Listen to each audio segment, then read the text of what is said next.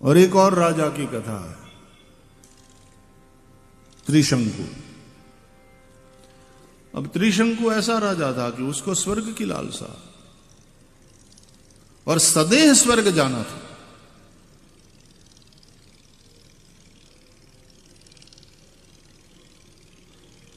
वशिष्ठ जी अपने गुरु, क्योंकि सूर्यवंशी राजा, वशिष्ठ जी से उसने कहा कि मुझे स्वर्ग जाना है। तो गुरु जी ने कहा कि राजन, जरूर तुम्हें स्वर्ग मिल सकता है, यज्ञ याग आदि करो, पुण्य कर्म करो, पुण्य के फलस्वरूप स्वर्ग की प्राप्ति तो होती है। नहीं, ऐसे नहीं गुरु जी। वो फिर कर्म करते करते, यज्ञ करते करते, पुण्य कर्म करते करते मर जाएं और फिर शरीर छूट जाएं, फिर उसमें जाएं तो नहीं, फिर वहां जो फोटो लिया जाएगा और मुझे यहां वालों को भेजना है व्हाट्सएप पे कि मैं स्वर्ग पहुंच गया हूं, और ये वाली बॉडी नहीं होगी तो लोगों को कैसे बताऊंगा मैं? प्रूफ क्या है कि तुम पहुंच गए? तो मुझे तो अपनी इसी शरीर की फोटो लेकर भेजनी है। मतलब ऐसा लिखा नहीं है पुराणों में, ये मैं आपको समझाने के लिए कह रहा हूं। तो मुझे इसी शरीर से स्वर्ग में जाना है, ये त्रिशंकु का आग्रह। तो वशिष्ठ जी ने कहा, गुरु जी है ना, स्पष्ट कहते हैं, महानुभाव ऐसा नहीं होता, सदैव कोई स्वर्ग नहीं जाता। तुम्हारा शरीर पूरा हो जाएगा, उसके बाद फिर स्वर्ग में जाकर के वहां के भोगों को भोगो।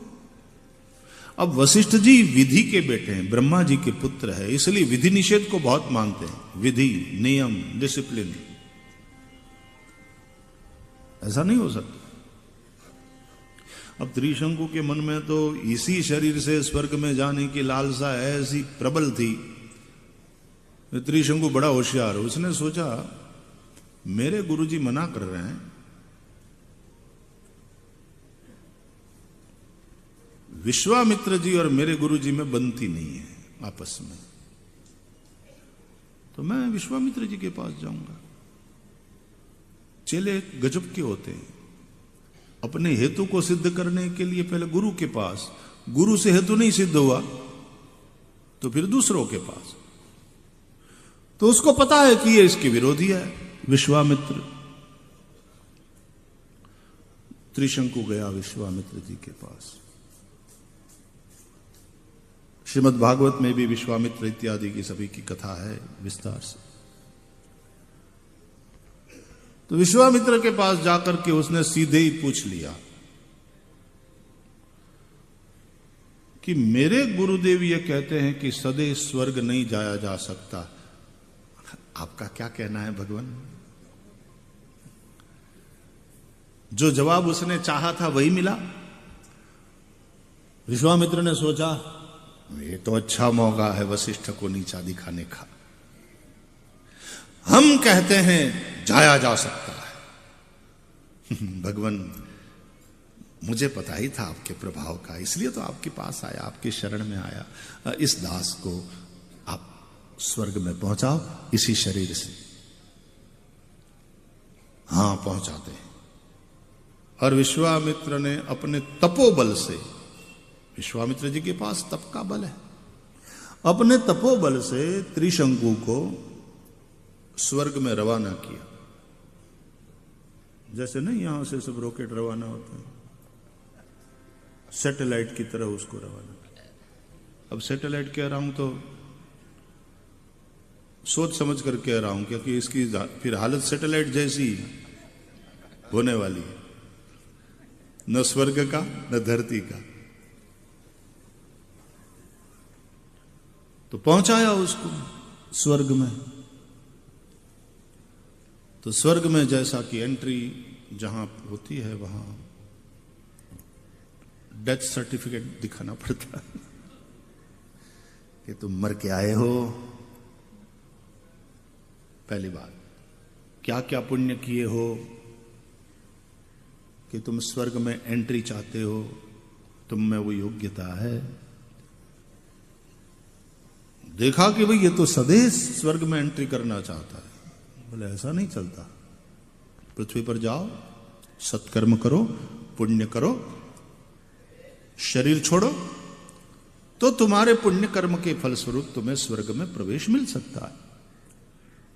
सदैव नहीं एंट्री होगी, नियम नहीं है।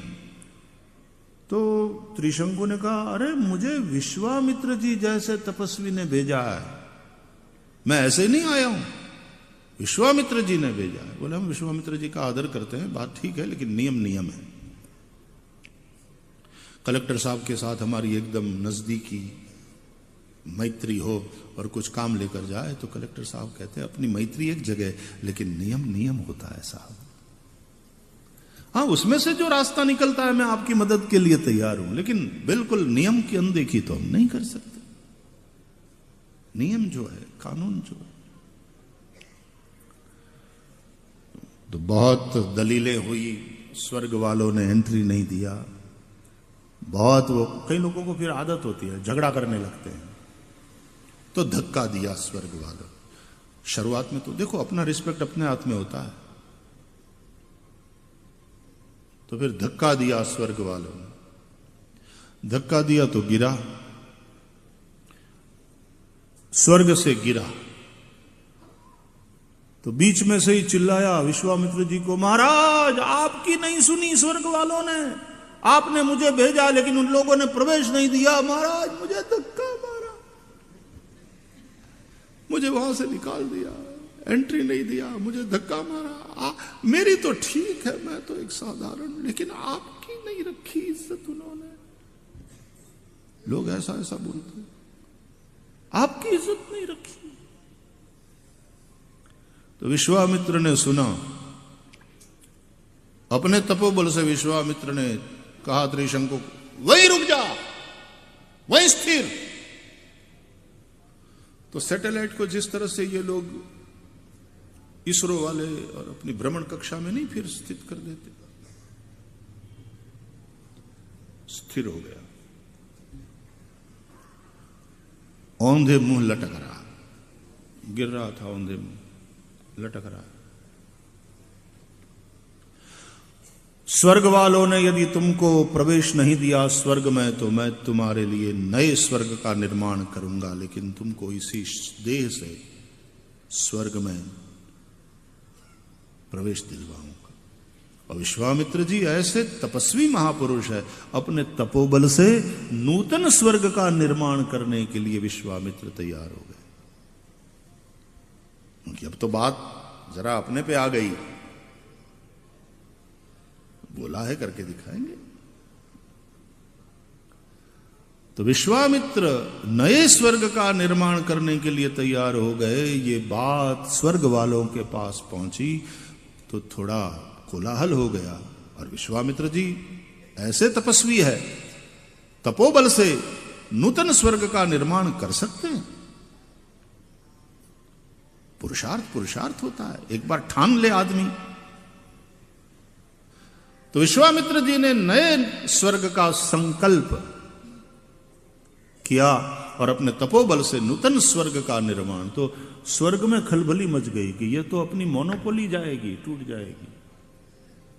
ये जो एक छत्र राज हमारा है और हम दुनिया के जमादार बनकर के जो रह रहे हैं, जैसे आजकल कई देश दुनिया के जमादार बनकर के रह रहे हैं, तो अपनी मोनोपोली खत्म हो जाएगी। तो किसी ने ललकारा हमारी सत्ता को। तो फिर राजनीतिज्ञ लोग तो जानते हैं, साम दाम दंड भेद सब।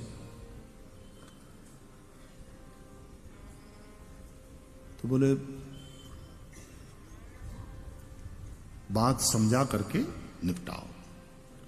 तो देवता आए विश्वामित्र जी के पास, स्वर्ग के देवता आए, अपॉइंटमेंट लिया। स्वर्ग के देवता, महाराज प्रणाम प्रणाम, आपके जैसा तपस्वी दुनिया में कौन है? हमने सुना है कि आप नए स्वर्ग का निर्माण करने जा रहे हैं। बोले हाँ, हमारा प्रोजेक्ट तो है। तुम लोगों की बहुत दादागिरी बढ़ गई, हम नया स्वर्ग बनाएंगे। महाराज ऐसा मत करिए, हमारी आपसे विनती है।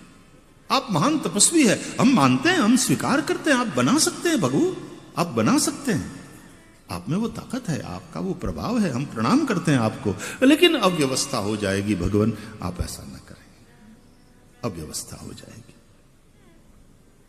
ऐसा स्तुति किया, इस तरह से सब मनाया कि विश्वामित्र जी ने कहा कि ठीक है, हम पुनर्विचार करेंगे अपनी, भगवान पुनर्विचार, हमको आप आश्वासन दे दीजिए, हमको आप प्रॉमिस कर दीजिए कि आप नहीं बनाएंगे, हम आपकी शरण में हैं, आपके चलते तो इज्जत हमारी बचेगी भगवान, आप कृपा करें।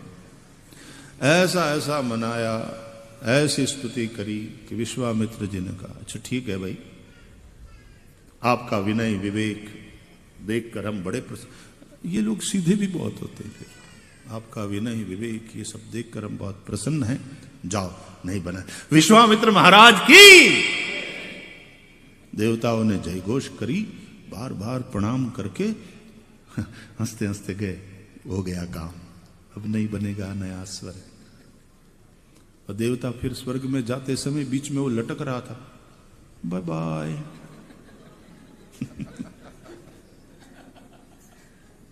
कहते हुए अपने स्वर्ग में घुस गए।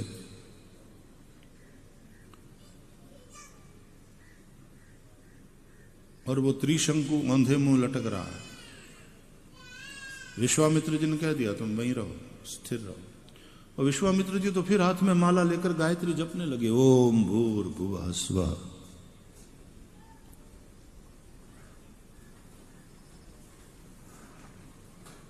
त्रिशंकु वहां से कहे महाराज मेरा क्या, अब मेरा क्या, ओम भूर्भुवः स्वः।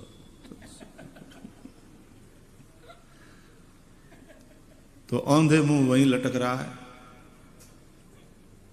इसलिए हमारे यहां एक कहावत हो गई कि हमारी हालत त्रिशंकु जैसी हुई, ये छोड़ा वहां जाने के लिए, वहां वालों ने स्वीकारा नहीं, न यहां के रहे न वहां के हो पाए।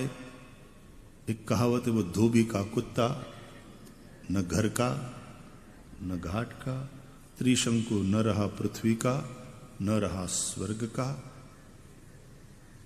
ये जो लोग चुनाव के पहले दल बदल करते हैं ना, उनकी कभी कभी ऐसी हालत होती है, यहां से निकल गए और वहां पूरे पूरे घुल मिल नहीं पाए, तो थोड़े समय में मेरे साथ अन्याय हो रहा है, फिर वापस आता है, फिर ये लोग नहीं कहते हम अब तुम्हारा भरोसा नहीं करते।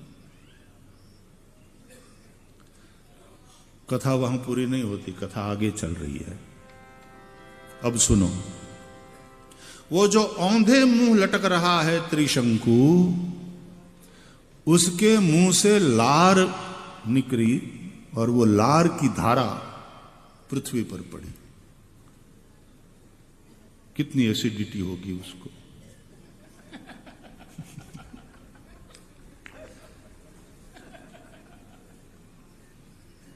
बहुत छाछ पीतोष, खट्टे अचार बहुत खाता होगा।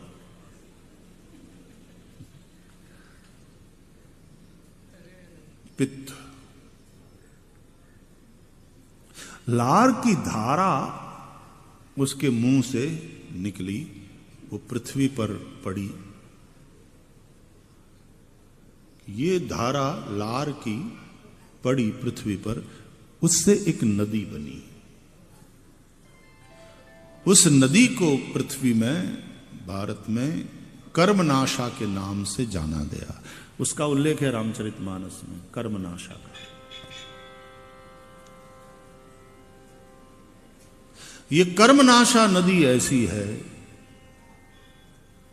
गंगा में स्नान करो तो तुम्हारे पुण्य पाप धुल जाते हैं। गंगा पापहारिणी है, तापहारिणी है,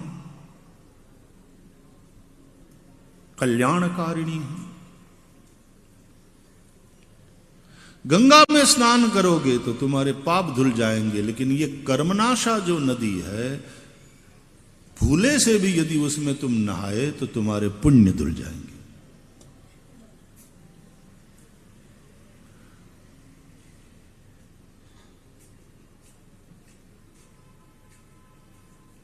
जो भी सत्कर्म तुमने किया खत्म।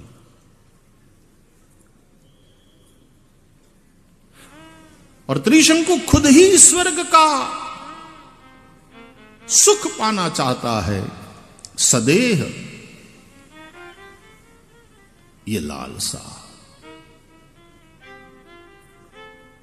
धर्म के भी नियमों की ऐसी तैसी करके मुझे अपना सुख चाहिए, मुझे स्वर्ग सुख चाहिए, इसी शरीर से चाहिए।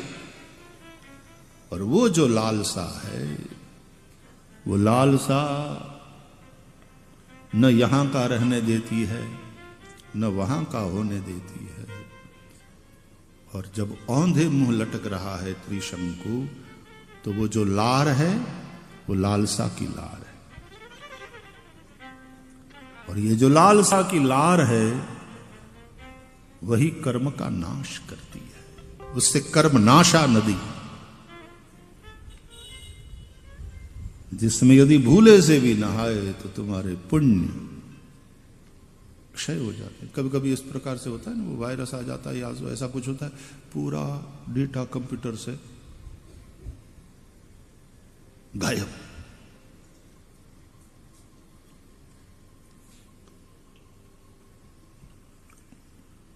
पुण्य खत्म, लालसा की लार। और जहां केवल अपने ही सुख की लालसा हो कि मैं स्वर्ग जाऊं, बोलो उसके परिवार वालों का भी उसने नहीं सोचा,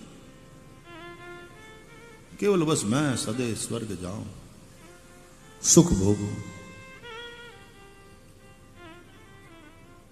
उसी लालसा से फिर ये कर्मनाशा नदी